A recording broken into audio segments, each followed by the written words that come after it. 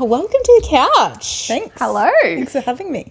Thanks for being here. Yeah, thanks for being here. We always start off the episode asking the same question. Yeah. What is your biggest for fuck's sake moment you've had in your business? Oh, Oh. That was a good answer. This is going to be good. I reckon not trusting my intuition with clients. Like I once, this is early on, chatted to a client, signed her up, knew she would not be a great fit, and it didn't go well. And I definitely said that. What the hell? Yeah. Yeah. I know you swear, I can swear too. Oh, yeah, you can definitely Yeah. swear. Fuck. I should have listened to my gut around this. And it's, you know, I run a group program, so I've got to be like cautious about the people that are in the group, right? And so it, you know, she had to leave. But it was, I should have listened to my gut in the first place. Navigating that would be so hard with like a group situation. Yeah, well, normally they're great because, you know, I'm pretty picky about who I have in there. So I think, I just should have not done that and listened to my intuition, which is what I teach everyone. But, you know, you We're got to always stumble the first. worst with our own advice. Well, not always, but sometimes. Yeah, I am. I'm very quick with clients like that now. I feel like there's a point where they're just not worth the money. They're not worth the money. Red flag people. Yeah. Like if I don't vibe with them, I know that they're just, I don't know, I've just been through one, but it kind of came at a good recommendation. But anyway, that didn't pan out well. But I'm always like, I don't really vibe with you. And that's okay. Like that's just 100%. life. Yeah. But if I'm not going to vibe with you, then we're not probably a good fit for each other. Yeah. So Yeah, you're not really 100%. worth. You could pay me thousands and I'd be like, it's not really worth it to me. That's the truth though. No. It's always about money. Is this what you're going to say? Yeah. But you know what I mean? And loves a bit of money. Love money. Just add another 10%, she'll do it. No. No. Not even. Says you who's just spent how much on new decor? Supporting local business. Looks fabulous. Thank you, Karabe. Recent guests of the show. Oh my gosh. For those of you who don't know, can you tell us a bit about your journey to becoming a relationship? What's your title? Yeah, what's your title? Yeah, I call myself a dating and relationship coach. Okay, that's Okay, what there we go. yeah, We did write that. Yeah. But then when I went to say it, I was like, Is this? I don't want to get this wrong. So Yeah, I think I started as a relationship coach, but then anyway, I'll tell you about the journey. So, Okay, yeah. my background is social work and I did a lot of like therapy, trauma therapy with people and worked in a lot of heavy spaces. And so when I was doing that, I started coaching alongside that. Okay. And kind of moved out of that space. And I think I've had this business for about 7 years. Before that I did life coaching, but I was doing lots of different things, like coaching people on lots of different things, as in like things I'm not qualified for. Like I was coaching them on business, on health, on like, you know, tidy up your room. Like it was really like, I'm serious. I had one client where she worked with me to tell her how to tidy up her room. Oh my God. Yeah. You need a coach for that? Yeah, apparently. But it was so boring for me because I was like, why are you just not doing the thing that we spoke about? This is what I mean. Like you just do that. Just do that. Yeah. Come on. Apparently not. And I was basic thinking, life, the right? strategies. Yeah, no. The strategies are literally like, put your shit away. Pick up shoe. Can't believe I did that. Anyway, and then I had a break. I probably had like a year and a half break. So I was still working full time at that point and thought, what do I like about coaching? And I really liked relationships. I really liked the dynamics with two humans together. And so I started that work in couples. Yeah. And then over time, that just transitioned to be with single women. And that's probably the majority of my work now. And I don't really advertise that I do couples because it's probably a little bit more work for me than single women, but they just come in through word of mouth Or do your single women who then end up coupled end up coming in? Yes. Oh, yeah. Yes. Is that like when you've succeeded? Like, is that like the cherry on the, like, you're like, I did it. Yeah, I actually had this woman who, while she was in my 6-month program, found a partner, then brought him into the work with us, which was his idea. And so I was like, this is amazing. What a cool. And she actually introduced that idea because I hadn't thought about that before. So it was really cool. Amazing. Because then they got to set up their relationship really well from the beginning. Like the start. foundation. Yeah. Oh my goodness. Oh, how interesting. So there wasn't like a personal experience that took you into this sort of Like, I don't know because everyone, whenever I talk to any marketing person, they're like, you tell me about your dating story. I'm like, I've known my husband since I was 17. It's I don't have a personal dating story. However, I will say that I've done my own self-work on boundaries and self-worth and like having an anxious attachment and people pleasing, which is all the work I do now with single women. So yes, I've had a personal story in terms of that, but not in dating. Not in dating. But like, it wouldn't have to be like your own. Like, I wondered if it was like a friend or like a sister, or do you know what I mean? Like, Nope. no. I think they just found me. Like, I think a lot of single women just found me and was like, help, I need help with finding a relationship. Yeah. like you've been in a good one for a long time, so you must. It is like I've been with my husband for like 11 years now, so I haven't been dating for a long time. Not like side dating or anything. I wouldn't even know how. We're not outing you on the Look out, Nat. Nah, he's pretty safe. Yeah, don't do it here. He's a good egg. He's a good egg.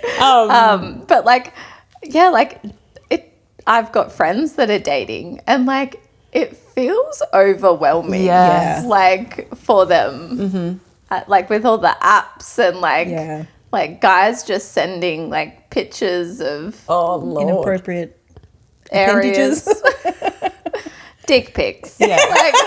like unrequested. Yes. Yeah. And you've not even said hello. Yeah. Boom, dick pic. Yeah. Ooh. Why? Like, what's going on? I'm going very You're off very topic. off topic because Very off topic. I really want to, before we just go into all the juicy goodness. Right. We'll come back. Okay, put the banana down, Shelby.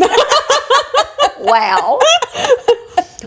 Pardon my ignorance, but can you explain exactly like what it is you do for people? Like, what's your service and why they engage with you? Yeah, so probably two different streams. So couples come usually when there's trouble, like they're having trouble communicating or conflict or intimacy or there's been an affair or something's happened in that realm. So Sorry. We're not in the juicy bit yet. Let me have it. So for them, it's like just really learning the tools about how to reconnect or how to do. We're not taught how to do communication or conflict, right? We learn from our parents. So like everyone's just operating in these same patterns. So it's really. And like if you come from a family, like I come from a family where we yell and like it's normal. And then my husband comes from a non-yelling family. This is so common. Oh my God, it's hilarious. Yeah. And like he spends a lot of time with our family and has for a long time. So he's adapted. Yeah. And now he can see that I think they're a bit funny because they just like everything goes under the rug. Yeah. Yeah. Whereas we just like, rah, like yell at each other and then we can have dinner. Yeah. Like, and it's fine. Yeah. And I'm married into a wog family, so that's just yelling all the time. It's just constant yelling. But if you marry, like you're used to that I'm now. so used to it. Yeah. Yeah. But was it weird when you first? No. Or did you also come from a yelling family? A little bit, but I was previously with European men too, so I was just very used to it. It's my your type, style. okay? Like, I have a type, a clear type. She's judging us. So I know. She's assessing us. We'll be put onto a program by the end of this, I'm sure. Your relationship shit. Wow. Sorry, go on. Back to the point. Yeah, sorry, you were. Oh, yeah. So you were saying, I was like, I don't know where I'm up to. We were just talking about like what exactly you do for people. And, So couples is that. Single women is a little bit different. I run a group program for them that is about 6 months long, and well, it is 6 months long, and not about. You will be there for 6 months. 5 months and 28 days. If they do really well, they graduate early. Come true. Or they stay longer. People stay longer. On average, we have 5% that don't pass the course. So funny, no one does the course. Like I've got this whole written course, which is such a journey in business, right? Because anyway, most people do not engage with the written content because you can get information everywhere, but you know, they come for the group coaching. So in the program is like group coaching and individual one-on-one coaching. And basically we work on whatever they need. A lot of the time it's self-worth, it's boundaries, it's like what is their attachment style, how are they showing up in dating. Like I've got a client going on a date this Saturday, and she's really anxiously attached. So we're like, you know, how do you not invest so early on in this What does relationship. it mean You've to not be in- anxiously attached? So Sorry. yeah, like there's 4 different attachment styles. So there's anxiously attached, avoidantly attached, anxious avoidant, and securely attached. Oh. And so you Please get them. explain. Don't worry about these questions. And which one am I? And is it good? There's no good or bad. Oh, I fixed it. What do I need? Is there a supplement? Sign me up. We should invent a supplement. That'd be great. Oh my God. Meg, start an e-commerce page. We're going to business together here. You're on. I'm pausing recording. Okay. So, Focus, Shell. okay, anxious attachment. What Yeah. are we? Yeah, so anxiously attached is, so it happens when you're a child most of the time. That's when it's basically formed between the Yeah. ages 0 and 7. However, it evolves and changes over time depending on what relationships you have been in. So anxiously attached is like, in dating context, it'd be like I'm going out on a date. I'm really worried, will they like me? I'm really worried, did I say too much? Am I too much? Like really thinking about yourself and the impact you're going to have. And then like, oh my God, like she texted him to say like, do you want to meet up? And he didn't write back for 6 hours. And she was like, oh my God, he hasn't written back yet. Like, what does that mean? And made it a story, right? He mustn't like me anymore. But he's just withdrawn. at work. He's at work, yeah. And meanwhile, I found out later that the night before, she didn't reply to his text all night. Oh. And he wrote back, so he might be anxiously attached and said, I'm sorry, did I offend you with the joke that I said? So we've got 2 anxious. Yeah, maybe. Oh dear. Normally you have an anxious and avoidant. They pair usually together. Yeah, anyway, so like that. I work through that, whatever they need kind of support with. Yeah. But are you meant to change that or just sort of like embrace it and like this is how to support you better with this? Yeah, like there's a lot of research to say like securely attached would be the best attachment to have because in relationship that would be like you can be an individual, I can be an individual, we can operate together. When we have conflict, I'm not chasing after you and trying to get it fixed. We can leave it and be okay. But it doesn't, I don't think you have to be that. I think if you just have some understanding around like I have anxiety, what does the anxiety look like? How do I manage that? Or like I'm avoidant in conflict. I don't want to engage in conflict and I leave before it gets too hard. Like what do you need to do? Just know yourself more. Yeah. And then communicate that with. Yeah. Yeah. That was we really big there. I know, Go on, Shel. Do you want to go into the juicy bits? I'm like, what? How did we get off that question? And how do we get back to it? Okay, so we have courses for single women and then there's couples and the couples are often coming together.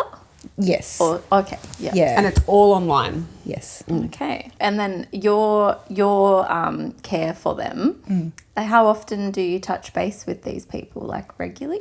Yeah, couples will usually start out once a week and then might move to once a fortnight, once a month if I kind of like wean them off. Yeah. And then singles we meet every fortnight. Group coaching is once a week. So they see me every week. Yeah. Yeah. Okay, so then what are we doing in the group coaching? Like, is it very, very supportive? Like, or are you I just just like, picture like this girl gang yeah. all getting together and being like, you're beautiful and you're beautiful. Fuck him. He was shit. It is Red a bit flag. like that. It is a bit like that. And Yeah. it's cool because maybe because I've been anxiously attached, like they all are the same kind of personality type. Right. They all have been people pleasers or are people pleasers. They're not great with boundaries. They have some anxiety. So like they're very good at supporting each other.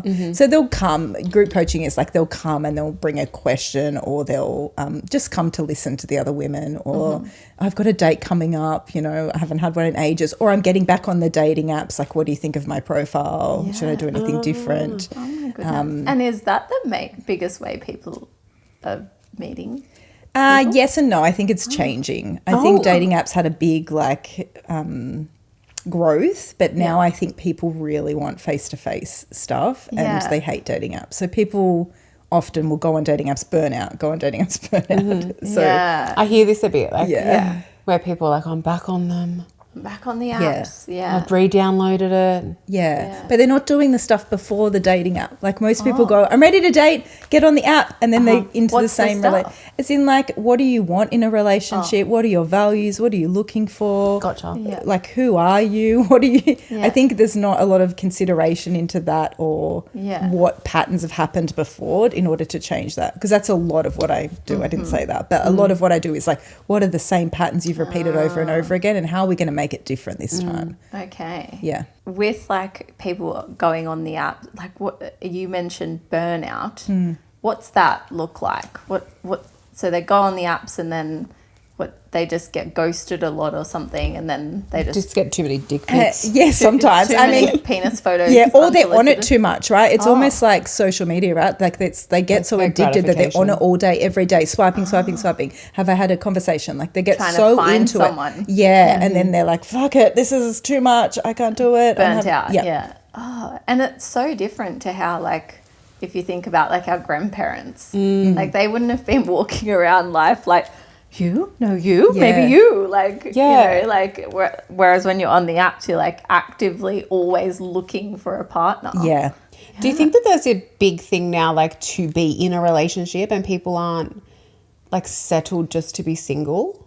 Like they're like always kind of seeking like, oh, I've got to be with someone. Like, Maybe. I think it's also the other way. I think people stay single for a while too now, and that is acceptable. It's kind of the same people who get in a relationship over and over again, or people who don't. And then like a lot of my clientele is like, I've been fine single and oh my God, I'm turning 40 and I want a kid. Like, and I don't have anyone. Like, Dear. yeah.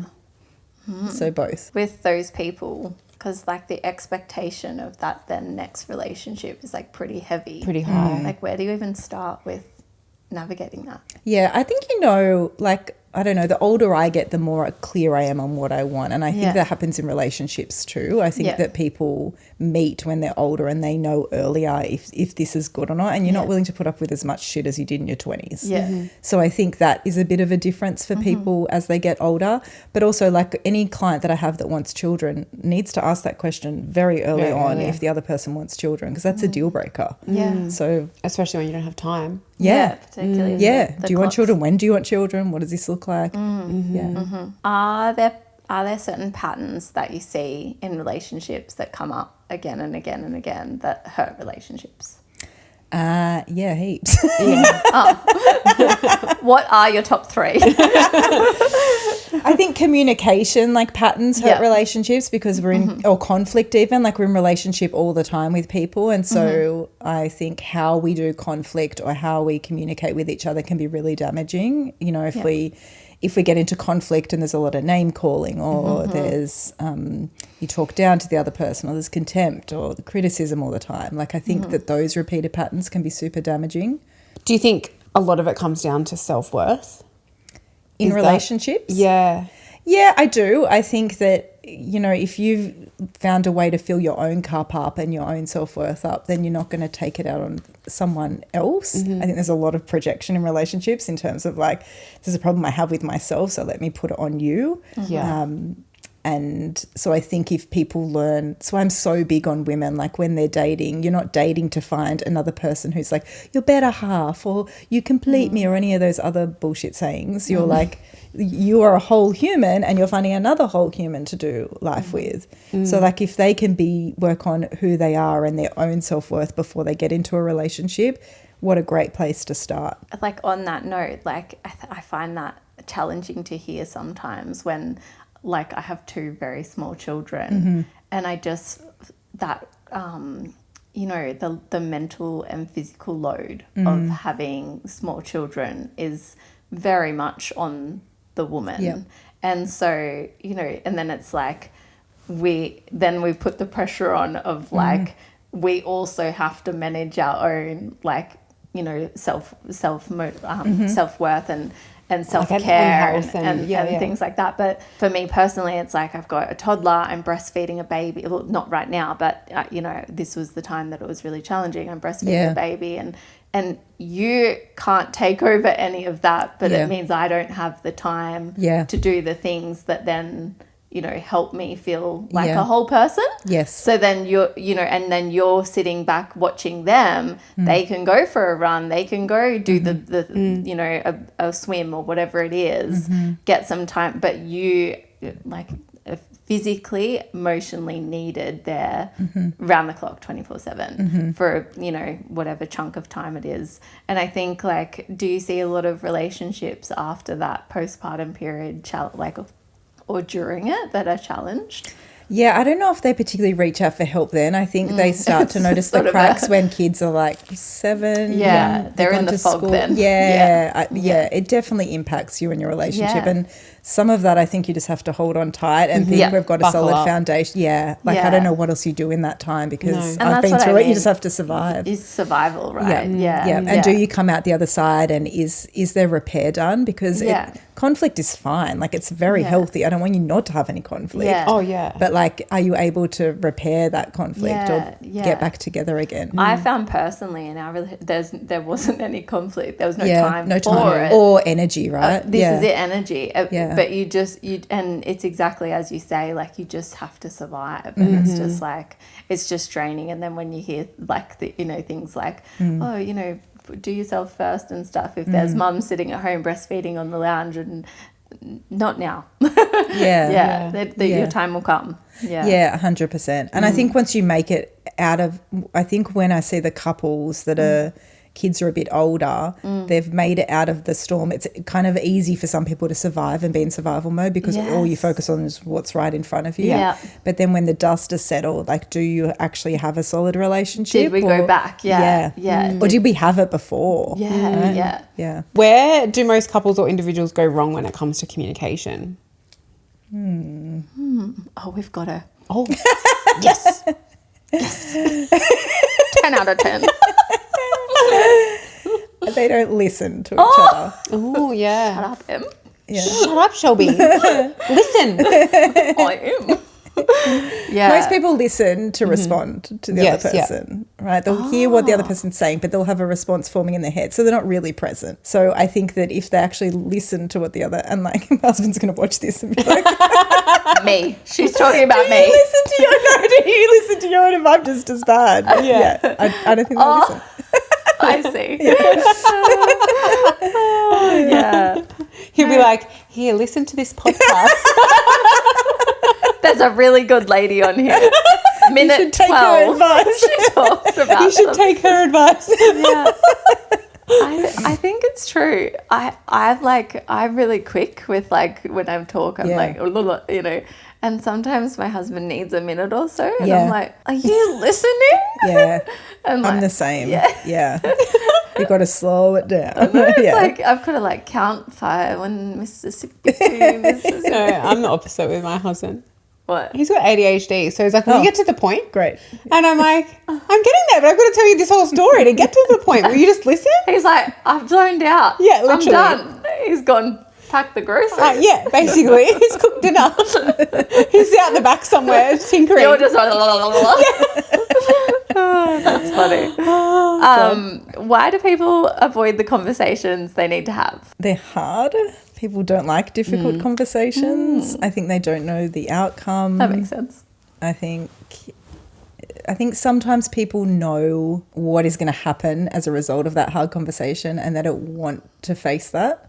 So don't have the hard conversation, just avoid it. Like, Do you ever meet couples and like it's just so obvious that they need to break up? yeah. You're like, you're fucked. and like, do you say that? No.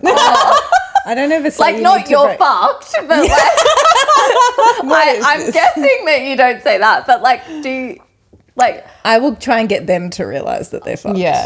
Yeah. we realise that we're fucked. You're like, you don't need me. This is long gone. Here's your money back. Yeah. No, not get your money. That doesn't happen. No. If I help you realise, I'm keeping your money. Yeah, totally. Because then there's like often people have children, so then I'm working with like, well, how do you How are you like, going to separate? Yeah. Oh, Yeah. yeah. There's always work to be done. And then you're single again and I can help you. Yeah.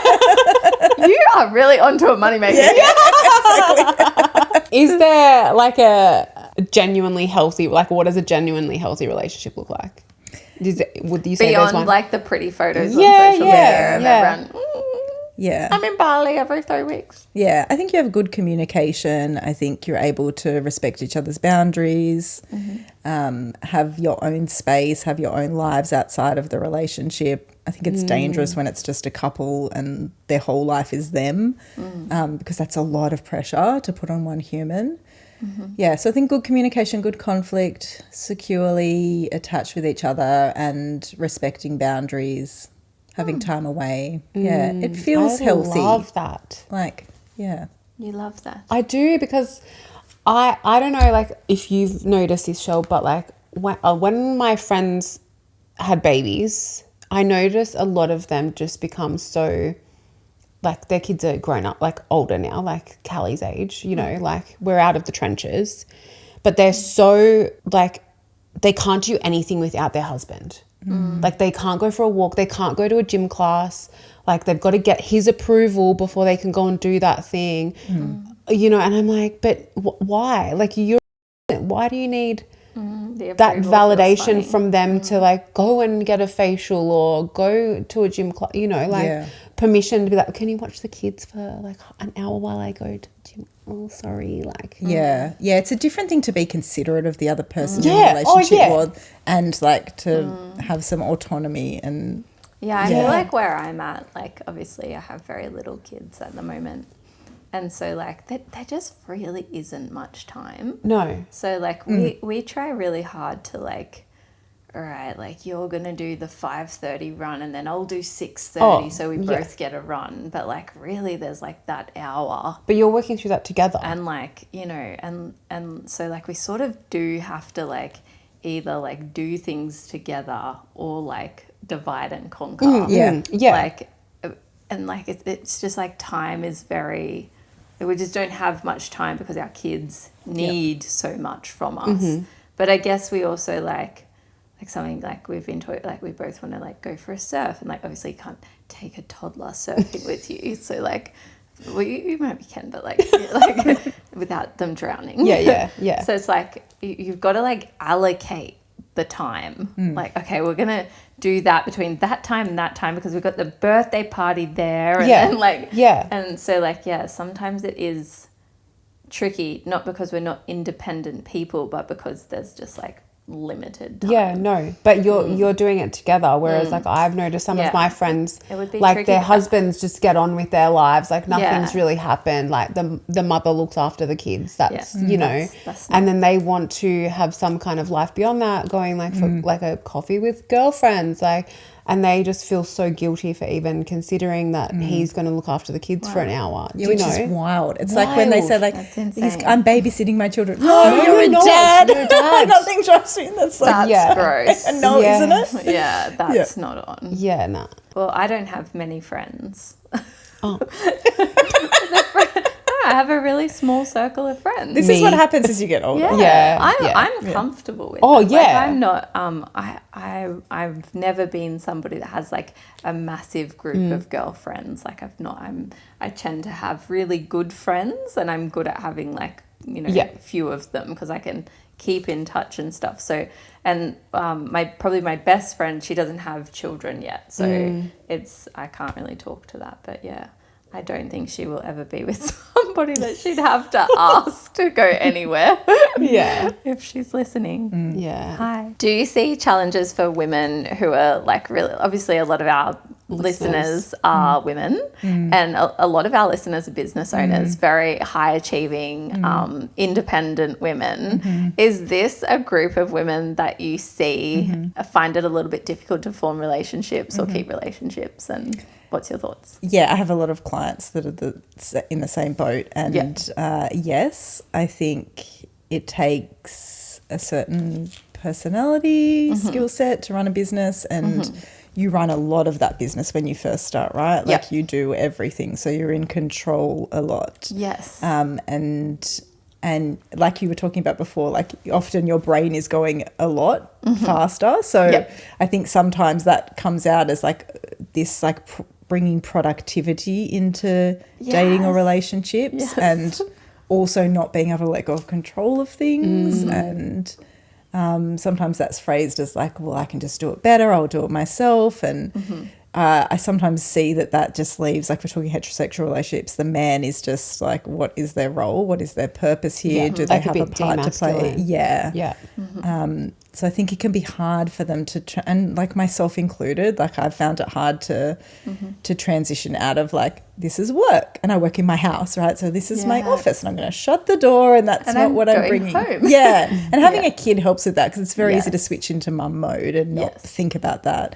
But for sure, yeah. And it being your whole life as well, like in the beginning of a business and for a long time, it's your entire life. Yeah, you've got to live it and breathe it. Yeah. But I think like on the independence point of that, like do you think that men are, like if we're talking about a heterosexual relationship, do you think that sometimes men can be a little bit, I don't know, put off by women's Ambition? independence? Yeah, ambition. Yeah, not the right men, but yeah. Okay, sure. Yeah. Yes, good. Yeah. Love that.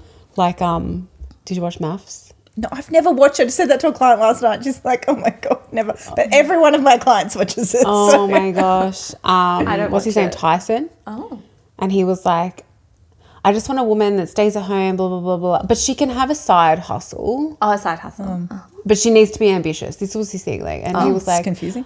I know. And I was like, wait, what? What do you want? What do you What want? do you want? And then he'd keep going on about like, he was saying He to wants her a like, cook and a cleaner. basically, but then he kept saying like, you make me feel like not masculine, blah, blah, blah. Like, shut up. Maybe, yeah. I think he needs to do some work on himself. I think he needs, I think most people on maths need to. Oh, 100%. I don't know if I'm the person to support that. How do you see women juggling the balance? Like, do you think that comes into play with relationships a bit when, you know, maybe they're mothers, they're trying to have relationships, it might not even be romantic relationships, but I find it like sometimes it's so hard. Have I checked in on my 4 friends? Have I like, am I being a good daughter? Am I, you know, being a good boss? Like, you know, wife, and just juggling everything. Like, how do you think, does that come into your, do you see that in your space? Yeah, and I think often women feel like I just can't do anything well. Like I'm doing so many things. I've got so many balls in the air that I'm just like not doing anything that great. Yeah. And I don't know if I believe in the word balance because I just don't know that it exists. It's so elusive. Yeah. Yeah, I just think have the belief that you're doing the best that you can. And In like, this minute. Yes, 100%. And that can change from minute to minute to minute. And so therefore everyone else is doing the best that they can. You know, like my best friend lives in Sydney and she sent me a voice message 2 days ago. I started to listen to it, forgot. And then yesterday I was like, oh my God, I haven't gotten back to you. And like she gets it, right? She's a mum, she's got 2 kids. Like it's, I think your good friends around you will just understand it. Totally. You've been through so many seasons with them that it's like they'll get it. Yeah. And I think that's probably why I don't have a huge friend circle because the ones drop off. Like I'm not good at the group chats because... Neither, because there's so many notifications. Too many. So overwhelming. Yeah. Can't do. Yeah. But my best friend lives in London and I'll get like a podcast length voice memo. I need to be like vacuuming or mowing the lawn to listen to it. Love it. Yeah. But Mowing the lawn. I can't just sit and listen to that. That's half an hour. I had 3 minutes I couldn't get through. Yeah. It's full on. Yeah. I love that. No, like solid answer, just like solidarity. Yeah. Yeah. Perfect. This is really like a girl love. Girl chat. Like, it is. you're right, girl. Get out there. Get on with it. Where does the feeling of guilt come from and where do we start to unpack it? Oh, that's a really good. I don't even know if I've got the answer for that. That is a great question. Damn it. I think part of that is societal and patriarchy, if we're going to be real, around like what women feel they should do. And 100%. like all these expectations that are put on women to... And this is a really strange era where we're like a few things like we're having children later, but our parents are aging, so we're like in that sandwich generation. Then we've got ambitions, we want to do our own business. There's so many things that women can do, but I want to be a mother, but I want to be a good wife. Like there's a lot of expectation. Totally. And so I think it's that expectations not being met within ourselves, and so maybe lowering expectations. I think being really curious around the guilt and like, what is the guilt, and is the guilt serving me? Because sometimes I think these patterns that we live are serving us in some way. We might not want to admit that, but like, what is the guilt giving us that is helping us in some way? Yeah.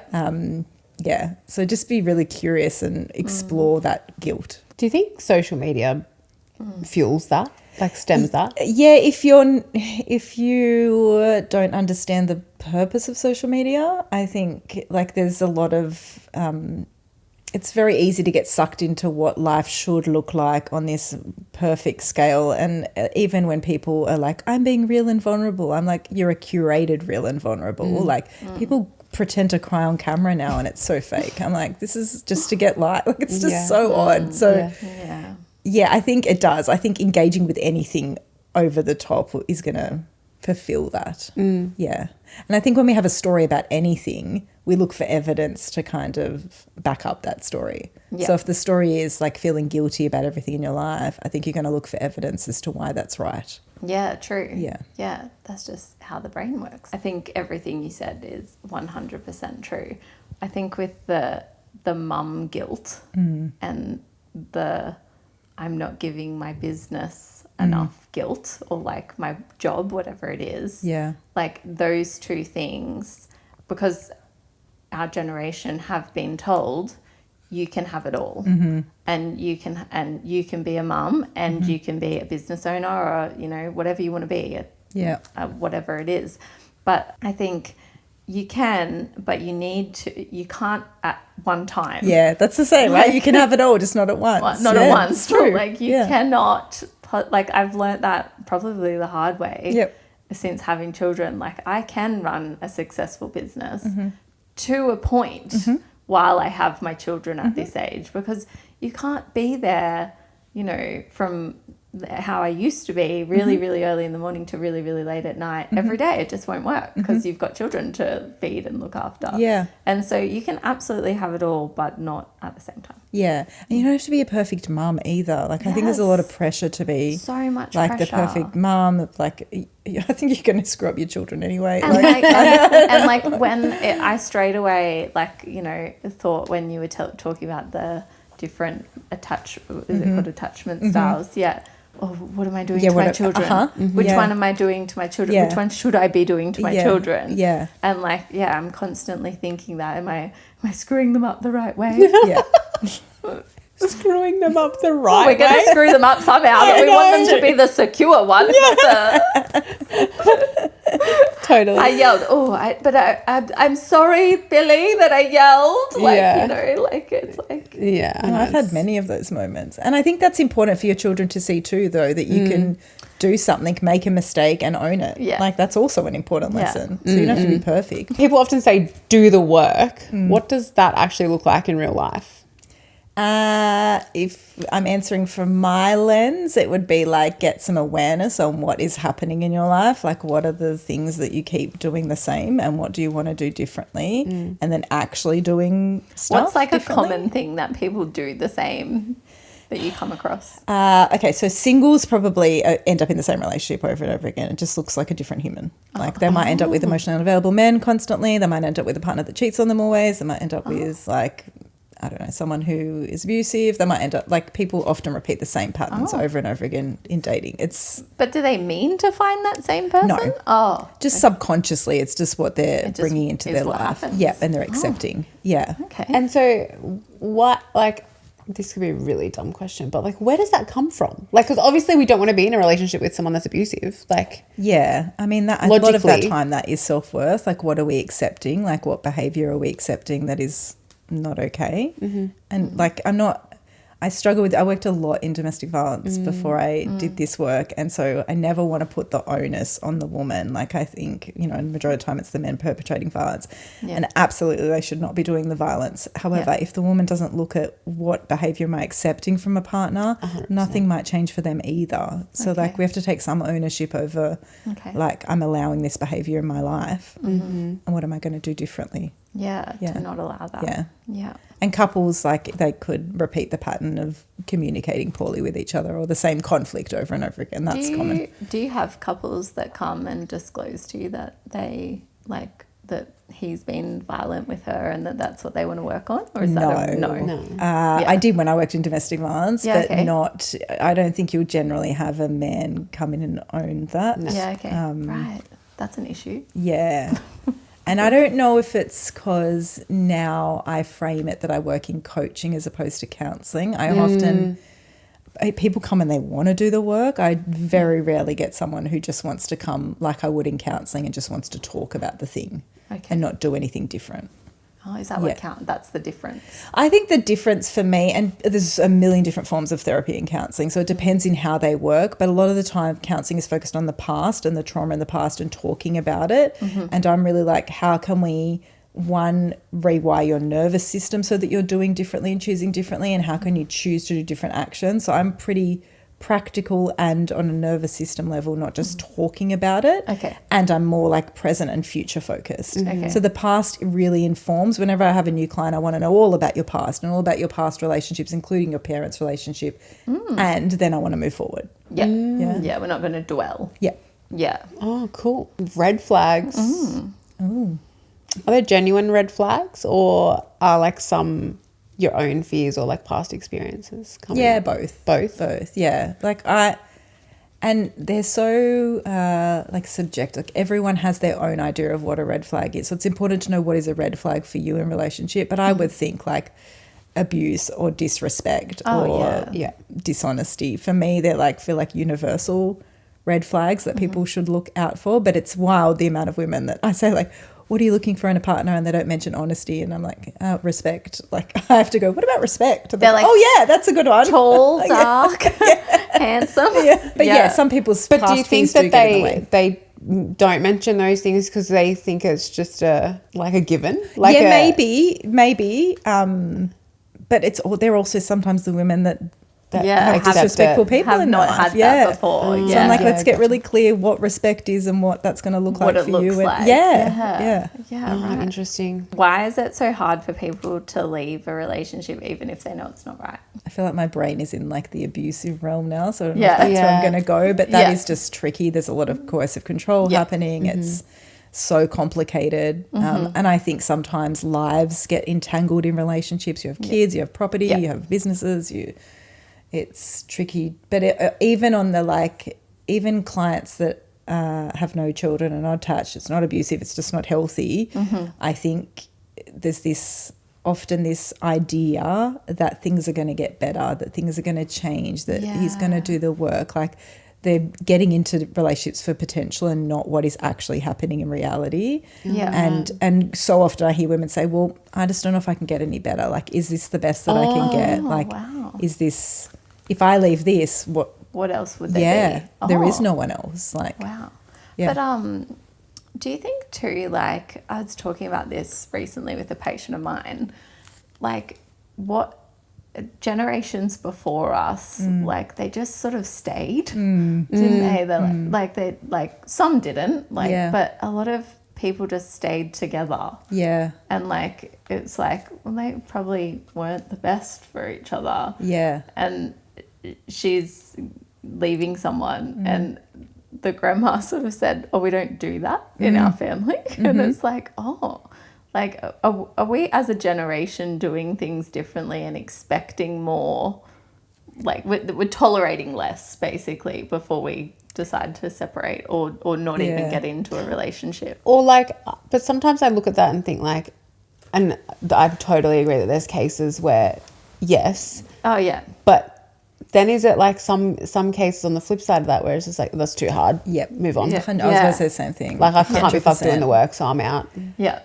Yeah, I think sometimes when people like hit that first hurdle and they're out and I'm like, oh, you have no, like I had a client the other day and she's broken up.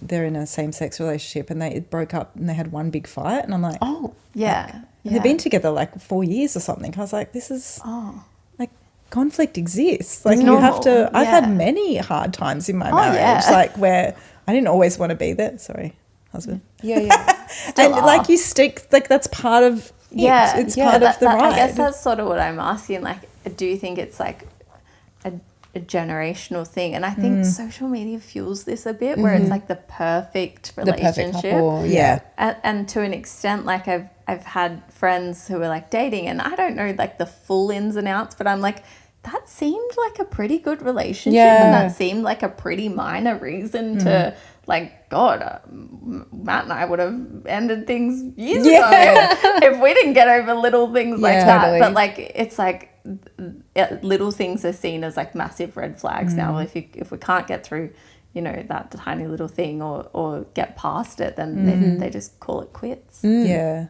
And it's so interesting because I wonder if the generations before just put up with it and didn't do the work to change it. And this is sort of where or now we just leave. Like, why can't we just stay and do the work? Why can't we just stay a and improve mixture things? of the two. Exactly. Yeah. Maybe that will be the next that's coming. That's coming. That's the next generation. Yeah, that's like our kids.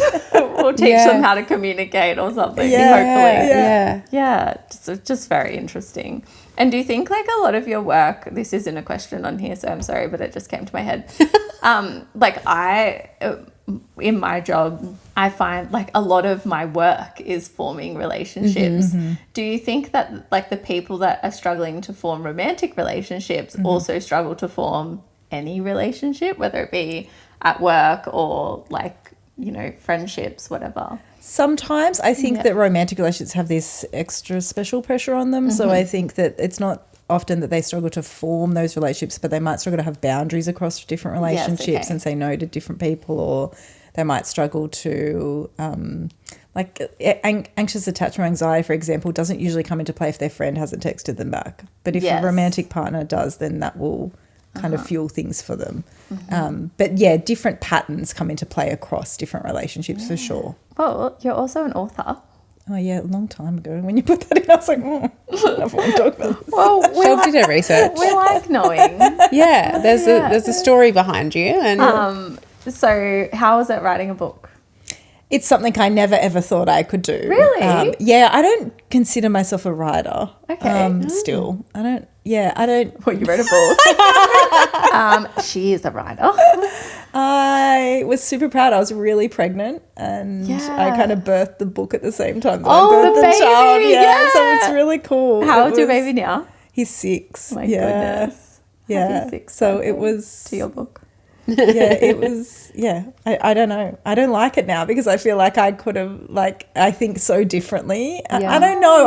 You evolve so quickly in business, right? And you change your ideas so quickly. I don't know that I love something being static there around these are my thoughts around what you should do. Or it's like printed on whatever. paper. Yeah, You're like, I can't change it. Yeah. And I still don't know if I consider myself a writer, but it was a good challenge, and I enjoyed doing it. Would you do it again? Yeah, I think I'd do it again. Yeah, I love a challenge. But there's also so many books out there now. Like there's so much information out there now. I don't know that people are struggling for information. It's pretty overloaded, isn't it? Yeah. And overwhelming. Yeah. Yeah. Particularly, I guess, probably in your space. Yeah. Or like just around like self-worth. Yeah, I saw this video the other day, and this therapist said, why are all the therapists becoming influencers on TikTok and Instagram? And she goes, because all the influencers are becoming therapists. That's right. It's so true. I've seen the same thing about doctors. Yeah. It's like very true. They all become some kind of coach, like life coach or... But I think the same with, you know, I've got a couple of pretty hardy qualifications in what I do, and then, you know, you've just got someone reading a ChatGPT script. It's wild, isn't it? That's an influencer, and they're getting paid. And like I'm like, you know, trying to bust my balls to get people in to like get the real information. Talking about like running your business, so what's been the biggest challenge for you setting up running your business? I think I didn't know how much I would need to like pivot.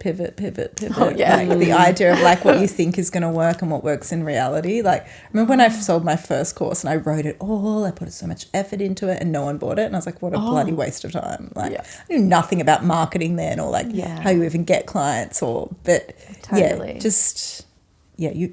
many times you have to just change what you're doing in the direction you're doing. Evolve again.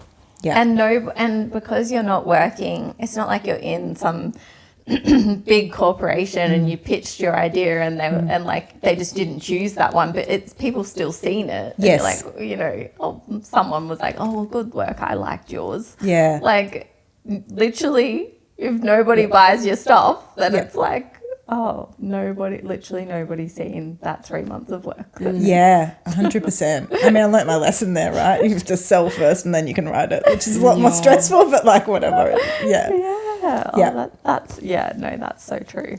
Pivoting. I remember when we were going through COVID and like it was super challenging for my business personally. But watching the politicians on, like if I heard someone else say, we're just all going to pivot. Oh, yeah. We're going to pivot and we'll re-evolve and we'll pivot. Yeah. And I'm like, how many pivots can like you pivot into my bank account? Yeah, I need to put the clip of that Friends episode. Have you seen it? Where you pivot when they're moving up the stairwell. It's so true. Yeah. It's like, oh my God, too jarring. COVID was great for my business because everyone went online. Yes. I already did online before that, but people wanted to see me face to face. And then everyone went online. And everyone now had they're extra used cash to to it. spend. They wanted to fix their relationships because they were living in close quarters. Yeah, like working They didn't want together. to, they had to. They had to. Yeah. Yeah. Yeah. Wow. What's a truth about relationships that people don't always want to hear?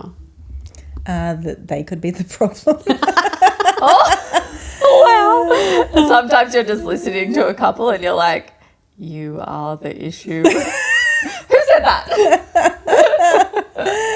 Well, I think people often come in and they go, well, he did this or she did this. And I'm like, well, what are you doing? Like, you know, and I'm always redirecting back to like, what can you do as an individual? Even if I have a single session with someone in a relationship, the focus won't be on what the other person can do differently, which is often what they think it's going to be about. I'm just going to sit here and bitch about my partner. Well, what are you, like, how are you helping this dynamic? What can you do differently? Oh, God. Yeah. Do you sometimes just have to like shut up and hold space for them to like ponder that and answer? I feel like my brain would be like trying to tell them. You're probably just going to be like, My brain's a little bit like that too sometimes. Sometimes I go, like, am I really a coach? Because sometimes I can be really directive. And as a coach, maybe you're pure coach. You're supposed to just get them to the answer. And I'm like, I can't wait any longer. This is what you need to do. what's something you've learnt the hard way in your own relationship? If you're happy to share. Yeah. Oh, so many things. I think I definitely was. So I've been with my husband since I was 17 and I was definitely a people pleaser then. He argues with me and says, no, you weren't. You always told me what to do. So I think that, at the beginning of my relationship, we've been together since I was 17. I think I was a people pleaser then. So I was always worried about his reaction to things. And it's not like he was like had bad reactions, but I was always so worried about everyone else around me and making sure everyone was happy. And that definitely came from my own childhood. But like I have learned, and the older I get, like I'm 42 now, like I don't want to, like it's not happening. I'm not here to people please or to put everyone else and make everyone else more comfortable before myself. And so poor thing has had to evolve with that over time. I don't know that he's particularly He's changed. like, this is getting harder. Yeah, and I do say that to him. He's like a ride or die. He's so loyal. He'll never leave. And I'm always like, I'm here as long as I'm happy. So like, you know, it's just not. He's like, wow. I'm not staying with you just to stay with you. Yeah. But I often think that's the woman's role, is to push the relationship along. Anyway, sidetrack. I sort of agree. Yeah. So I think just me having to put more boundaries in place, like talking about how I feel, it's very new for him over that time, and that's definitely changed. If someone listening is feeling stuck in their dating or relationship life, what's the first step they can take other than coming to see you? You just book in with Beck. She sorts you out. It's all good. But first of all. First you find out what attachment styles are, and then you get back to the good one. Right? When you book in with Beck. It's funny, when I recorded my podcast over the time, I looked back on my episodes and I was like, the one thing I said consistently was awareness. Like if you can just be aware, and which is not easy to do by yourself, which is why I say go see someone, whether it's me or someone else, because sometimes you need the outside person to look in and be like, this is what's happening, or I notice this pattern. But just being aware of what you're doing and what is happening, and are you happy with how that's going, or do you want to change it? Easy. Yeah. Easy. I know, I make things sound so easy. Yeah. God, it's so easy, guys. Like, What's just wrong get with more you aware. all? Get more aware. I think we don't take time though, because this world is so busy. Like there's always something to distract us. So we don't often spend time sitting with our thoughts or what's happening in our lives. That's so true. And I find like we do that avoidance thing all the time where like we don't, like we go for a walk with podcast in our ears or we sit in a waiting room, we scroll on our phone. Like I've been trying really hard to not do that stuff, like just to like go walking. Raw dog it. Raw dog it. Raw dogging moment. Oh. But like maybe no dogging. It's so funny, like because I put numbing on people. Where is this going? I put numbing on their faces. They don't raw dog? No one wants to raw dog.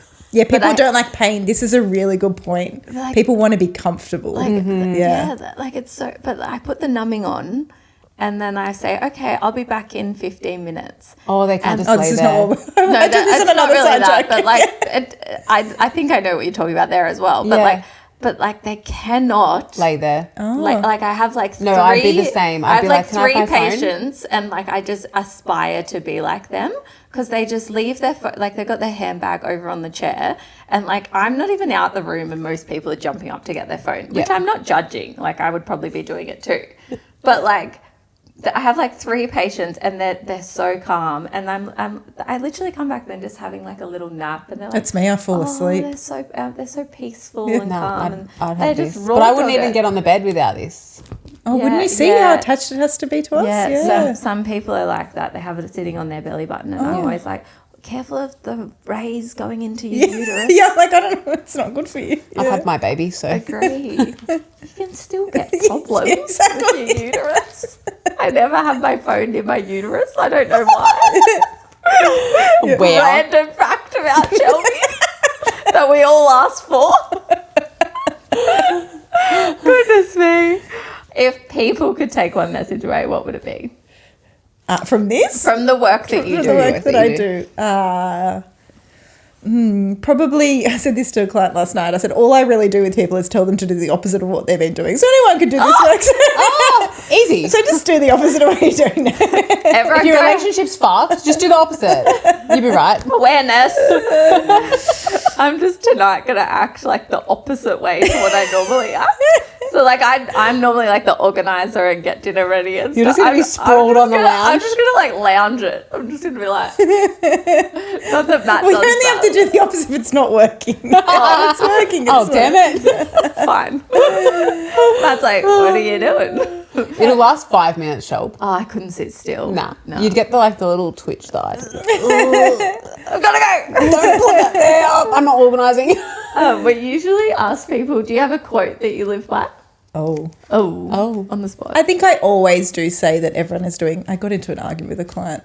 Well, not an argument, a discussion with a client about this the other day. A couple, he did not agree with me. And many people don't. I believe that everyone is doing the best they can in any given moment, and that can change moment to moment to moment. Yeah. I do live by that. And he really disagreed with me. Yeah. Oh, what he did he thinks that say? people have a lot more potential, that they could be doing better. Yeah. And I think it's not, I just don't think, Bit of it's a not black and answer. white, right? Like I think There's so much nuance to that. Yeah. And I also used to love that quote, now that you're talking about quotes. No one can make you feel inferior without your consent. That was one of my favourite quotes. Yeah. That's true. Well, this has been very enlightening. Thanks, for been really coming fun. and jumping you, on the Beck. pod. Yeah. Thanks. You guys are great. Thanks for being on our lounge. You are. You got a really good vibe between you. This is fun. We're in a relationship. Well, you are. We are, actually. Yeah. This is a relationship. You said you don't have any friends. Yes, you And then I have 4 and you're one of them. I was thinking, are you included in this? And I was like, am I one? Yes. Yay. Watch her jump. I bet you everyone else is going, am I one of the... we know one lives in London and there's only 2 spots left. Yeah. There's 2 spots available. Yeah, we'll just leave that open. You guys know who you are. They know. Oh, God. Well, this has been super fun. So, my friends and I have secure attachments, except you anxiously attached apparently. I don't know. To you? To me. No, I need to do some more research on this. The other thing I like learning about is, do we all have a different conflict style? Yeah. Yeah. Oh, and I really like love languages. Yeah, you Love know, languages. yeah, That's what I I really like. on that love language. website, Yeah. there's an apology language quiz as well, which is to do with conflict. Like, how do you? Love Yeah, languages, because yeah. I'm obsessed with people taking ownership over what they do. It really bugs me if you don't. if you Yeah. don't take accountability for what you've Yeah. done. Yeah, and that's an apology language I learned. Oh, and love languages are really important too. Yeah, they're fun. Yeah. Yeah. It's interesting, isn't it? Yeah. It sort of makes a lot of sense. It does. Probably not if you don't know, like I imagine like if it's your first date, you don't know them very well. It's like, hi, my love language is for you to I'm give sure me people do gifts." that. Yeah. Where's my gift? Text them before. But like if you can understand yours Yeah. well and then your partner's and then you can sort of see, oh, that's why like Yeah. It's And hard that's why as you don't well, feel right? fulfilled sometimes. too. Yeah. Like, yeah, Yeah. because I needed you to do this, but you did that. I which need is you to more spend about more time your- with me, but you just showering me in gifts and I don't want them. Yeah. Oh, you you know. poor thing. But like that's yeah. the thing. Yeah, 100%. Yeah. And it's really interesting in that book, he talks about things that take away from that love language. So like if yours is gifts and someone forgets a anniversary, yeah. it really gets to you. Really, see, Yeah. I on the gift, like the gifts one, when I did the quizzy thing, Mm-hmm. it came up that was one of my love languages, and I didn't realize it was. Mm-hmm. But my mum and dad, my mum in particular, is very she's very thoughtful with presents. that's like what it is, we yeah. don't give we don't just do like a gift card. If it's a gift card, it's like something thoughtful. It's like you've mentioned this shop and you want to buy something, but it's not just like, here's a $50 FPOS card. And Matt's family is very much like that. And like occasionally I've been like, oh, it's, a bit of a shitty gift. But like I didn't realize that it was Yeah. such a big thing for me until I thought about it. I was like, oh yeah, like I've been brought up with like, it's someone's birthday, we think about what Someone's we get. birthday. Birthday. Birthday. Happy birthday. Birthday. It's a birthday. You sound Danish. I spent a lot of time with my toddlers. Yeah, it's so true. Yeah, like, but don't you think, like, unless you think about it deeply, Yeah. like, you just don't think these things matter to you. Like, if someone was like, would you be sad if you didn't get your present? I'd be like, no, whatever. But And then it happens and you're like, fuck you. We're done. $50 gift card, that shit. This happens all the time too, doesn't it? Trying to make you feel more normal. Yes. Regular thing to happen. Oh, goodness. Yeah. All right. Okay, Well, well, if you anyway. liked this episode, make sure you like, follow, subscribe, share, follow us on social media, all the things. And press the follow button. Oh, yeah? How many followers do we now have on Spotify? On Spotify. Oh, we just cracked over 100. We have Woo. 100 followers. It's So that's very exciting. Well, we thought of was We're just just our our mums. mums listening. So unless our mum has 50 different accounts Ooh, each. maybe. I don't think my mum would be that savvy, but Mine either. maybe. Yeah. Anyway. Catches. See you next time. Bye.